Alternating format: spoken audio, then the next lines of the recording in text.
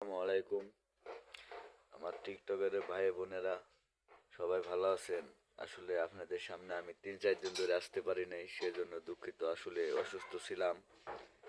আজকে 3 দিন ধরে পেটে ব্যথায় অসুস্থ ছিলাম, সেজন্য আপনাদের মাঝে আমি আসতে পারি না। টিকটকে, ইউটিউবে, তার ফেসবুকে ঢুকতে পারি না, সেজন্য দুঃখিত। আবারও আসার চেষ্টা করতেছি আমি। তাই দোয়া করবেন আমি যেন, আল্লাহ যেন আমাকে সুস্থ করে আর আপনাদের সামনে আমি আসতে পারি।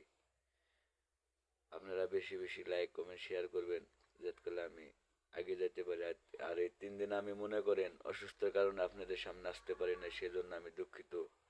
তা আপনারা লাইক কমেন্ট আগের মতন আমারে শেয়ার কমেন্ট করবেন, লাইক করবেন। সেই বলে আমার কথা শেষ করছি। আসসালামু আলাইকুম। ভাই বোনেরা ভালো থাকবেন, সবাই সুস্থ থাকবেন, এই বলে আমার কথা শেষ করছি। জাকেরের সুরা